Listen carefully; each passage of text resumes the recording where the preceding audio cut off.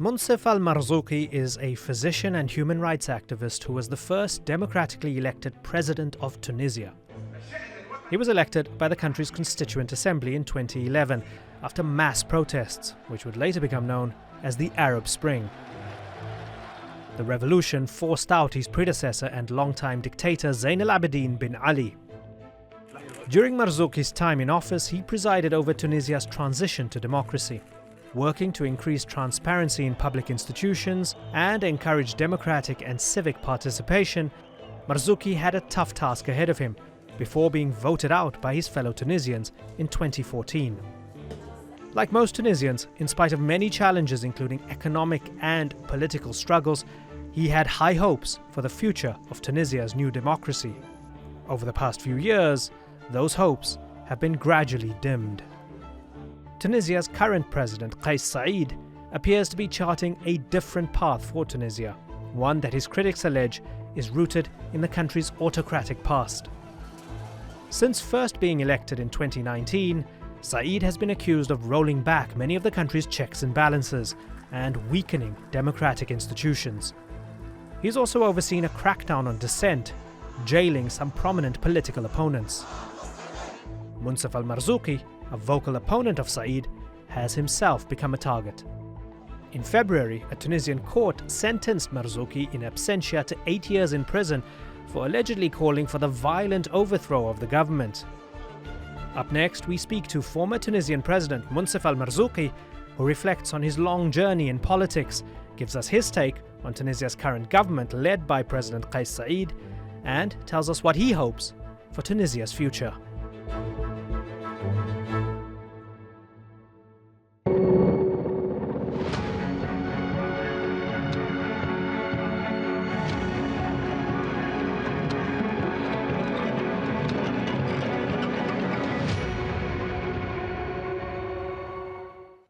He was Tunisia's first democratically elected president in 2011.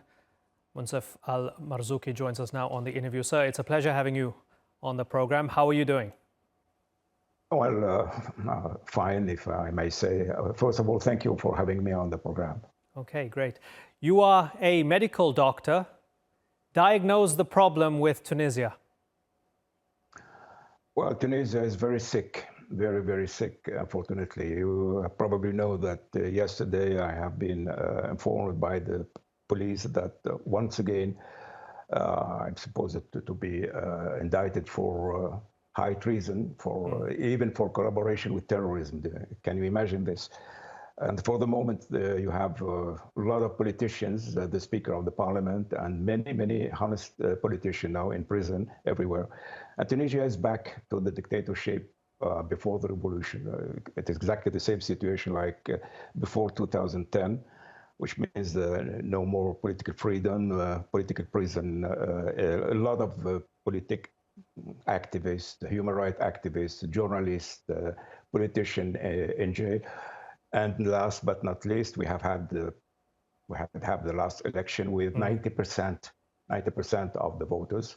And you know that everywhere when you have 90% of the voters without no contender, that means that in fact it was a false election. This is why for me this man now in Tunisia is no longer legitimate, and he doesn't represent us. He doesn't represent Tunisia. So once again, Tunisia is back to the dictatorship. Now we are, I would say, a normal Arab state. 90.7%. That was the figure that came back after October the 7th. And as you say, it's almost, there's a shamelessness to it. It isn't even an attempt to try and make it look a little bit more balanced. You know, I detected a bit of a quiver in your voice when you spoke about these latest charges against you, latest convictions. So there was 2022, and now, as you mentioned, this one. There was earlier in 2024, and I've got it on my phone here. I've got something very specific here. It said that your statements, the court had said, your statements fomented an attack designed to overthrow the government, inciting people to take up arms against each other and provoking disorder, murder, and pillaging on Tunisian soil. Even though you know where it comes from, you know the context of it, it sounds as if it hurts you to hear this. Tell me how it hurts you. Of course, because first of all, I am a human rights activist. I have always been, I have always talking to the Tunisian people that, look, you have to, to fight for your rights, but peacefully. I have never advocated for violence. Everybody knows that, I always say that I am the spiritual son of Gandhi and of Mandela. So accusing me of preaching violence is completely stupid, completely ridiculous. And this is why I said, unfortunately, we are now back to the era of Ben Ali, because at the time of Ben Ali, it was exactly the same thing. I was accused of everything. And I deeply regret the situation where we are now, because during 3 years after the revolution, Tunisia was really a good democratic state. Tunisia was really under a state of the rule of law. Tunisians were free, etc. And we thought at the time that, okay, that's the end of of more than 70 years of dictatorship, and now we are going to join the club of democratic states, and we will be like France, like Spain, like Italy. But unfortunately, it didn't last. And I would say why it didn't last, not because we are not you are not mature for democracy, as it was said sometimes, but because there was a veto, a regional veto against our revolution, mainly this. I wouldn't say international, but mainly regional veto, where there was a veto. Tunisia must stay as an Arab normal state. It was forbidden for us to be democratic states. And this is why, of course, we have our own responsibility, but I can assure you that without a foreign intervention for the Emiratis, the Egyptian, the Algerian, etc., probably Tunisia wouldn't be now in the same situation. But help me understand this. The economy is not doing so well. Kais Saied's metrics and numbers are not doing so well. So why would there be that regional veto to support someone like him if the economy is bad and civil society is clamped down upon? It creates the conditions for possible revolution in the future, but also there's no stability. So why would they support him? Well, after the revolution, the Tunisian people, like Arab people, were very scared and very afraid and very disappointed with the result of the revolution, because they thought at the time that everything, all this political problem would be solved, all the economic problem would be solved. And after revolution, there is also always a kind of form of instability, and the society badly needs stability. So this guy and the dictatorship would always say to the population, look, you are mainly interested by stability, and we were bringing you this stability that you badly need. But the problem that this stability doesn't lead to the social and economic development. It's stability for stability, stability by fear, by the end of all kind of liberty, etc., etc. And so the Tunisian now, I would say that they are very, very disappointed by this kind of stability too, because they need stability and they need social and economic development. So, and this guy also is playing a very dangerous role, because what he's doing to the Europe, to the South Europe, that look, I will be the guy, will protect your frontier from this invasion coming from from Africa. This is why he's supported by Spain, mainly by Italy, and he's also supported by the Algerian, because the Algerian, they have this own regime, they have their own military dictatorship, and they were extremely afraid of having democracy, beside them. So this guy is a kind of, he's working for them. Don't forget that he has accepted also to recognize the Polisario, and this was never done before by any Tunisian governments. So he's supported by Algeria, he's supported by Italy, and he's supported by, I would say, Egypt, by the Emirati, by Saudi, by all the people, by the regime interested in having a new wave of dictatorship, because they were extremely afraid by this Arab Spring, and they did everything to sabotage this Arab Spring. They are very afraid of a new wave of spring. And I'm quite sure that there will be a new wave of Arab Spring. But for the moment, they keep this man, and they like the same way the Emirati and Saudi, they are also keeping Sisi in Egypt. So You have to consider the problem of Tunisia and the whole spectrum in the region, the total region. Understood. We're not an island. Understood. Two interesting things that come from the past few minutes of speaking with you. You don't say his name, you say this guy. Is there any specific reason why you don't say Kais Saied? I will tell you something. I voted for him, after 2019. I voted for him, and I never said a word against him until 2021, because I have been president. I know how difficult it is, president. Right. I know how it's easy, to criticize the president. So I said, this guy has to do the job. I'm not going to intervene in politics. But in 2021, well, I voted for him because I said this man is a professor of law, right. He's a jurist, etc. He would probably respect the Constitution. And in 2021, I was struck by the fact that this guy, this man, the Constitution, which I consider that one of the best constitutions in the Arab world, he just threw it away, and he dissolved the parliament. He put the Speaker of the Parliament in jail, etc. So I was extremely shocked. I said, what's this guy? Well, yeah. Shocked and disappointed. So for me, he's a perjurer, I think I will never forgive him this perjury. Yeah, that was going to be the second part of my question. What changed for you, because you initially had supported him? And I remember we were covering this story. There used to be this image and perception of him being RoboCop, partly funny, but also the idea of cleaning things up. RoboCop he fights evil, he fights corruption, he plays things by the book. He's a bit dull, he's a bit dour, but he does the right thing, he's clean. What do you think, because you're also, I asked you to diagnose Tunisia as a doctor, you also have a degree in psychology. Psychoanalyze him for me.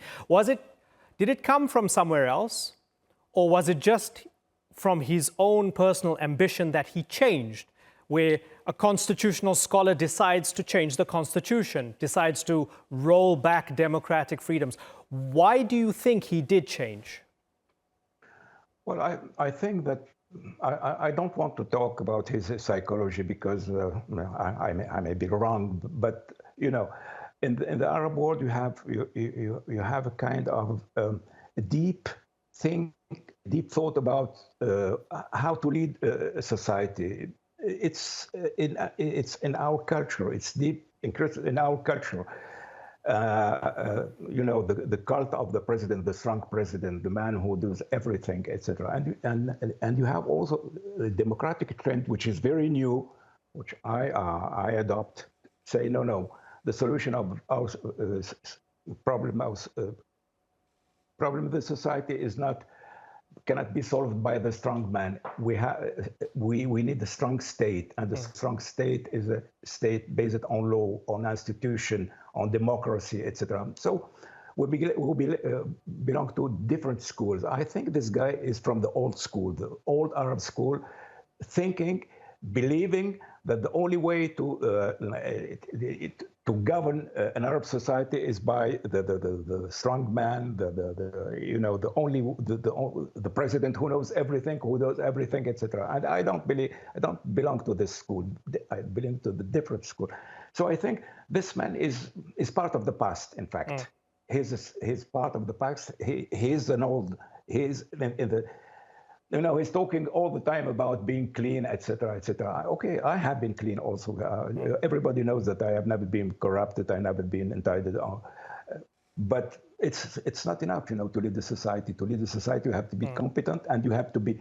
For the moment, I think you have to be democratic, because the only way to lead complex society like ours is democracy. Is no longer the rule of one man, of one party, of one ideology. Tell me a little bit about how you, as a person, as a politician, as you identify as a secularist, believed that you needed to engage with all sides? Well, you probably know that I was the head of the Tunisian Human Rights League. And within the Tunisian Human Rights League, for defense of human rights, we were a lot of people, coming from secularist parties or from another party, etc., etc. And during this period of time, I discovered something which is extremely important for me, that the real divide is not between secularists and Islamists, it's between Democrats and non-Democrats. It was, and I discovered that some of my very good friends were secularists like me. They were with Ben Ali, they were, and some Islamists, and they were extremely different people. I have never been Islamist. Were with me on the position that we are against dictatorship. So for me, from that time to this very moment, for me, I don't consider that the divide, the real divide, the most important divide, is between Islamists and the secularists. It is between Democrats and anti-democrats. There are a lot of secularists who are for the dictatorship and for the coup, for the populists. I have nothing to do with them. I have nothing to do with them. Right. For me, they are really, even if they are secularists like me, for me, they are on the wrong side.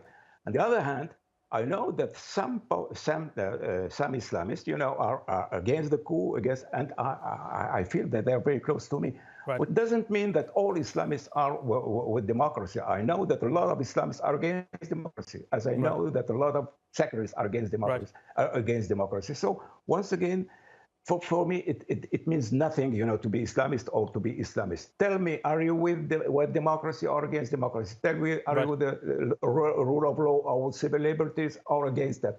And I don't mind if you are Islamist or secularist. That's very, very, have no importance for me. Sir, describe the deep state to me. Well, the deep state, this was our main problem when we are in charge in Tunisia, because when you come to power, you inherit of 10,000 or even more people, in the administration, in the police, in the army, etc., etc. And you never know exactly who are those people. Do we really are they really interested in helping you or not? And you discover that the complexity of the problem in this deep state, you have a lot of good people, who are ready, to help you, because they do believe that you are trying to serve the people. And you have a lot of people, otherwise, that they would do everything, to block you, to sabotage you, etc. And this was our main problem too. Right. And I think it's a problem of every politician, because the deep state is everywhere. Yeah, sorry to interrupt you. Can you give me an example of how they might have tried to block you while you were in power for those 3 years? Oh, well, there is a very good, a very simple example. We put a lot of resources, to promote the economy, and mainly in the hinterland, And I used to talk with the government, saying, "Hey, we gave you a lot of money to promote, to make jobs, etc., etc." And they would say, "We are very sorry because we cannot use this money because we have a lot of problem with those people. We have this problem, etc." And I knew that they were really blocking everything. So that we had the money, we had the resources, we put the resources, to solve the social and economic problems. And the many people, not only the governments, but sometimes the very basic civil servants, they were blocking. And this was, so how can you change a whole administration? How you cannot change overnight, 10,000 people. Right. This was one of the reasons that the revolution have failed. Very interesting. Yeah, super interesting. An interesting thing is that Kais Saied also talks about the deep state. Is he talking about the same thing you're talking about? Maybe. I don't know, because he says he's against them, but he's in power and he seems to have a free hand to amass more power. So does this deep state, the same one that he criticizes, is the deep state supporting him? No. We don't have the same problem, because we inherited from the deep states of Ben Ali. People, some of them were corrupt, etc., etc. But he inherited from people, we have promoted, and so it's just an excuse, Kais Saied, is failing the economic improvement of the situation, etc., etc. He's looking all the time for excuses, He's talking all the time about people plotting against him. He's about the deep state, etc., the traitors. So this is his paranoia. This guy has a lot of suffering from paranoia. Everybody is, and the main reason is, in fact, that he's trying to find excuses for his failure. Tunisia was the trigger for the Arab Spring, the revolutions that had spasmed across the region, most of them engulfed then by counter-revolutions, to the sadness of so many hundreds of millions of people around the world, and for so many in the region who had hope that we would be, more than a decade on, we'd be in a situation of more democracy. I've asked you to diagnose Tunisia at the very top. Diagnose the region for us now, especially with regards to what's going on in Israel-Palestine, in Lebanon, in Iran, and beyond. Well, look, what's going on in Gaza for the moment is one of the aftermath of the failure of the Arab Spring. Because imagine that Mohamed Morsi is still in power. Probably Gaza would never have been in this situation, because we always say that Gaza is blockaded. The blockade of Gaza is Israel. In fact, it's not Israel, it's Egypt. Because if President Morsi, for the moment, imagine that President Morsi is now in power. Of course, Gaza wouldn't be in this situation. So, and what happened in Syria, everywhere, it's some results of the failure of Arab Spring. Now, the problem is that the very reason that led to the Arab Spring, the very reason, poverty, humiliation, corruption, etc., are increasing. The situation is worsening everywhere. So I expect that, in fact, we are going to have new waves of revolution, mainly because of the situation. The Arabs now are looking very, very, with enormous anger and frustration to what's happening in Gaza and Lebanon, and they are, they are despising their leaders, because they see that they do nothing, to help our brothers, because they are our brother, our sister, our sons, dying of hunger, etc. So there is a real anger and wrath inside the Arab nations, and I'm afraid that this would burst.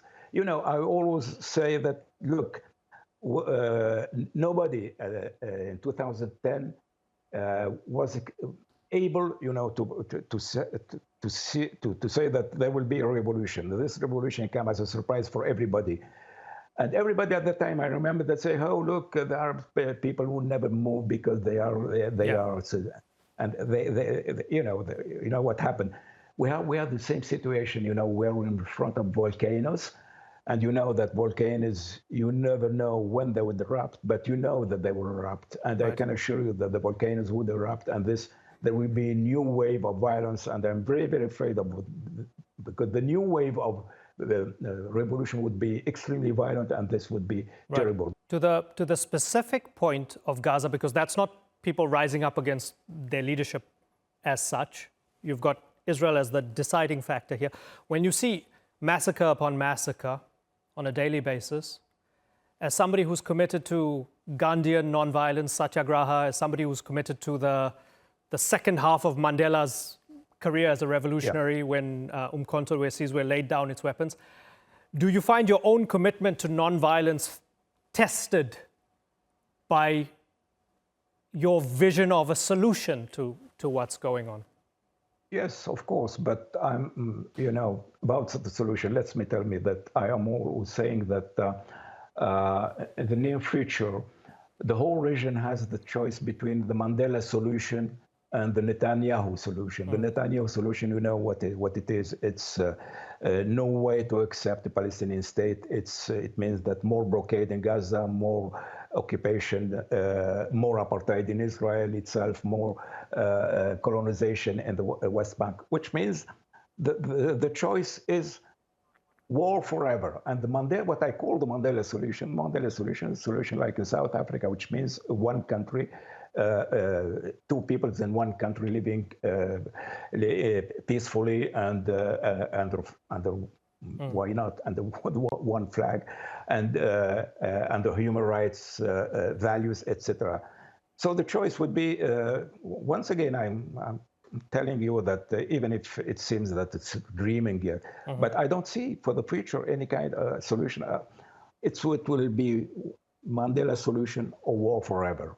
Yeah, it's a deeply depressing situation. It's interesting that you put it that way.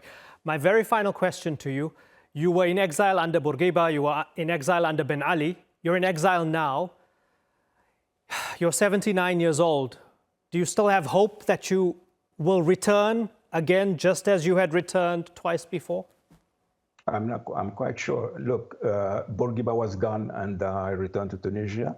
Ben Ali was, was evicted, and I sat in his bureau, in his office, and I'm quite sure that this guy would leave also, and I would be back at home. Moncef Marzouki, I thank you so much for joining us on the interview, and I wish you all the best. It's my pleasure. Thank you. Take care.